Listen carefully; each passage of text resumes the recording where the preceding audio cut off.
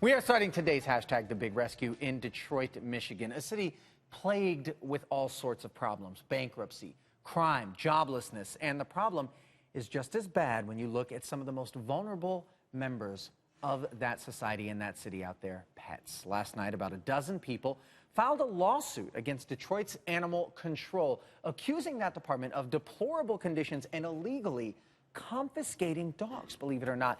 We want to warn, some of this is going to be very disturbing.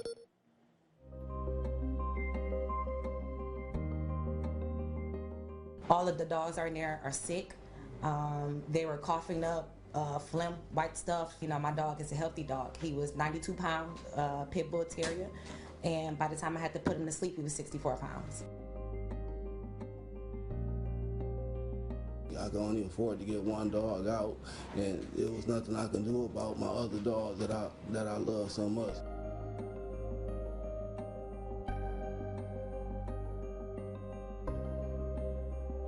There was no hope for Meyer. Meyer had been beaten. Meyer had tendinitis. He had the kennel cough. He had E. coli poisoning. His trachea had been crushed.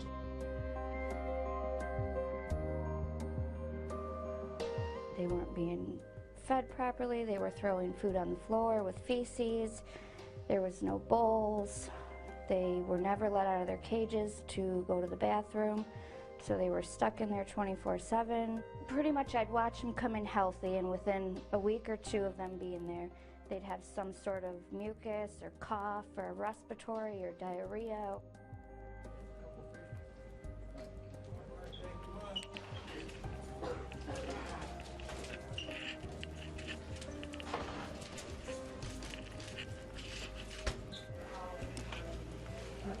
Yeah. See, he doesn't even want to lick. He doesn't even want to lick. So he should be licking right now. He doesn't want to, Evie. So if they don't lick, it can actually go in their trachea. Like I said, if they're suffering, he doesn't want to do anything. Yeah, it's actually worse. It's worse than this morning. It's kind of hard to watch. Our affiliate, WDIV, received this statement. The city does not comment on pending lawsuits. It is committed to ensuring the humane treatment of all animals in the care of animal control and takes all complaints seriously. Just last week, we announced a new partnership with the Michigan Humane Society that will place dozens of dogs at animal control into caring foster homes each month.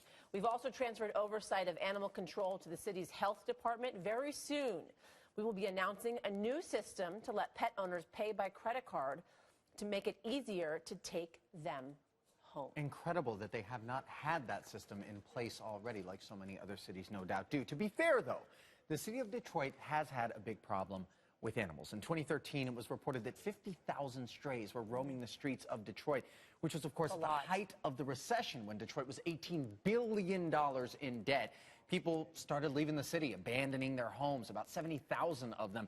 And astonishingly, many of those people left behind their pets. When times are tough, sometimes you got to do that sort of thing, I guess. Today, the stray population, it's been reduced significantly, but according to the Detroit Animal Control Annual Report, the average kill rate, 70% in the past few years. Awful. Yes, 70%. But there are still people in Detroit who passionately believe each dog needs a proper home. Among them, Christina Rinaldi, Executive Director of Detroit Dog Rescue, the city's first and only no-kill shelter. Thanks so much for being here. An important story that we share with the nation. Since we talked to you in August, DDR has embarked on a massive rescue mission. Tell us about that. Yes, well, you know, Detroit Dog Rescue has been leading the no-kill mission in Detroit. Every animal is important to us, and we want to see every animal in Detroit get a good home. And we hold everybody to the highest standards of humanity and animal care. So we worked really, really hard with other groups to talk to the mayor, talk to the new administration, who's been very helpful, and get a transfer agreement out and get some of these dogs out of Detroit Animal Control and into loving homes. Christina, it's a former Detroit Animal Control employee that's filed lawsuit against their former employer, Detroit Animal Control, saying that the animals there were neglected and often abused. When you guys got the mayor's okay to rescue dogs there, what did you see inside? You know, it's deplorable conditions. It's horrible. Dogs being fed on the floor. sick dogs with other dogs in what they kind of call group play.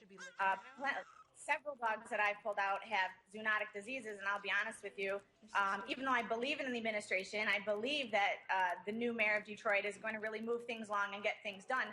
The dogs that are coming out of Detroit Animal Control are sicker than the dogs that I get coming in off the street, and that's a real problem to me. You know, they need thousands of dollars in medical care, the ones that we've pulled. You know, and that has been a really big problem for Detroit Dog Rescue and why we really need the public support in this endeavor. That's incredible to hear, Christina. Ultimately, we're here to help. So how can we help? What do you guys need? You know, we are, at this time, we've taken in 30 dogs in just a couple weeks for Detroit Animal Control, and that's not counting the dogs we get on our own routes and the owner surrenders.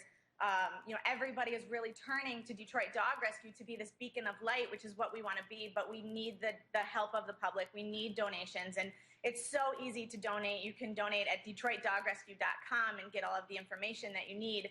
So as much as we love doing this and we love finding animals homes and getting them the medical care and the treatment that they need, we also need the public support. All right, Christina, we certainly are here to help in getting that public support to you. Thank you so much, Christina Rinaldi, Executive Director of Detroit Dog Rescue.